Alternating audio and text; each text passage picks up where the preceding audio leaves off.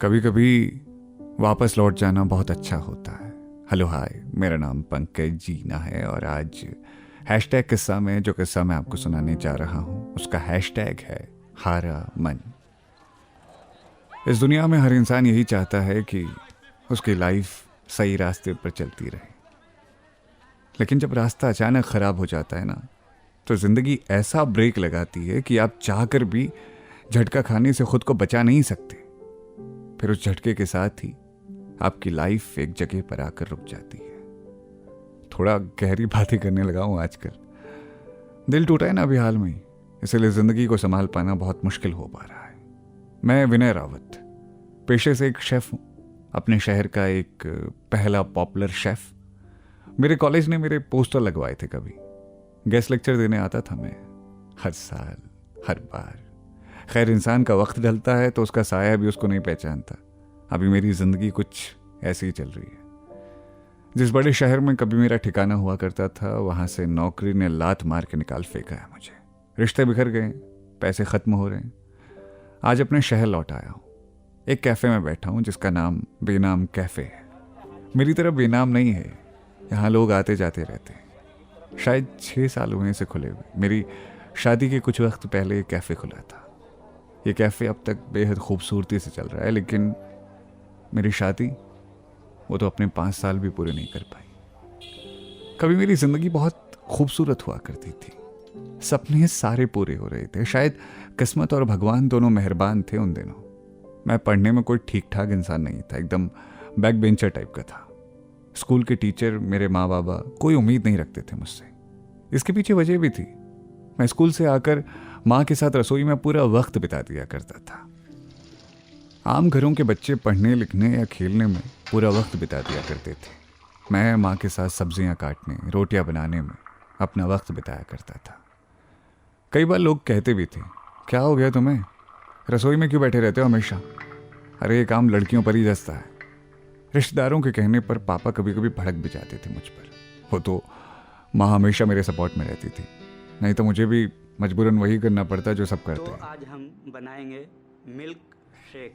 मैं जब टीवी पर कुकिंग से रिलेटेड शो देखा करता ना, मुझे लगता था ये कुछ ऐसा है जो आज तक किसी ने मेरी नज़र से नहीं देखा, कम से कम मेरे शहर में तो नहीं। सबको लगता था लड़का अगर सरकारी नौकर हो जाए, उसका बैंक बैलेंस फुल हो जाए तो सब अच्छा होगा। उससे ज़्यादा कोई सोच ही नहीं सकता था। सबको लगता था जिंदगी एक लिमिटेड सपनों के चारों ओर चलनी चाहिए। जब इस शहर में मेरे कॉलेज में पहली बार होटल मैनेजमेंट का कोर्स शुरू हुआ, मैं पहला बच्चा था जिसने घर वालों से लड़ झगड़ कर पूरे दिल से उस कोर्स को करने की इजाज़त मांगी थी। घर वाले पैसे देने को तैयार थे, लेकिन उन्हें डर था इसके बाद नौकरी नहीं मिली तो, अगर नौकरी कुछ ऐसी वैसी मिल गई तो। खैर, नौकरी के लिए प्लेसमेंट हुआ और अच्छी खासी सैलरी मिली थी मुझे। माँ बहुत खुश हुई थी उस दिन। पिताजी भी थोड़ा मुस्कुराते हुए दिखे थे। रिश्तेदार जो मेरी बुराई करते नहीं थकते थे, आज तारीफों के कसीदे पढ़ रहे थे। सपनों की दुनिया की उड़ान शुरू हो गई थी। मैं खुश था, बहुत ज्यादा खुश। माँ बचपन में कहती थी, ज्यादा खुशियों को भी नजर लग जाती है। मुझे भी कुछ ऐसा ही लगा। हमारी जिंदगी में नौकरी के बाद बरकत आनी शुरू हो गई थी। जेब में पैसा, लोगों की आंखों में इज्जत और खुशियों की इस दुनिया में शामिल हुई प्रिया। मेरे साथ होटल में मेरी जूनियर थी वो। उसका हाथ किचन में कुछ ऐसे चलता था जैसे उसको कोई कलाकारी दी हो रब ने।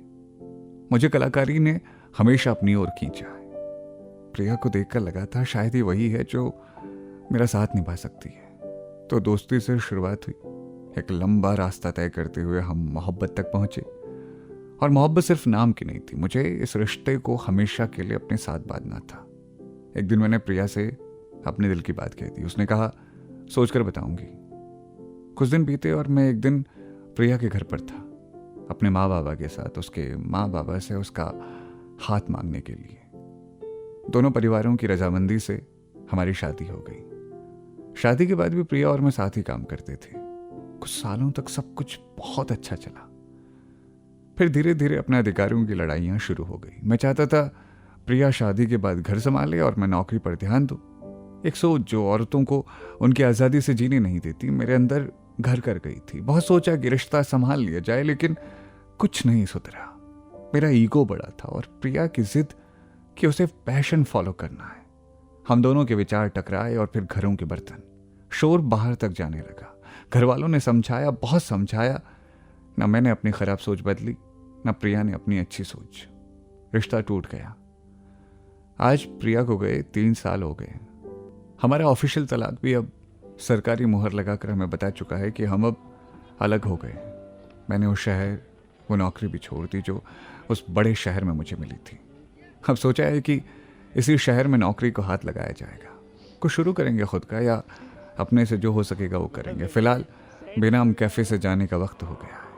इतनी देर से बैठकर 5 कप कॉफ़ी पी चुका हूँ, लेकिन अब समझ नहीं आ रहा कि क्या करना चाहिए। खैर, एक बात तो तय है, हमारी ज़िंदगी भी इसी कैफ़े की तरह हो गई है, एकदम अनाम कैफ़े जैसी।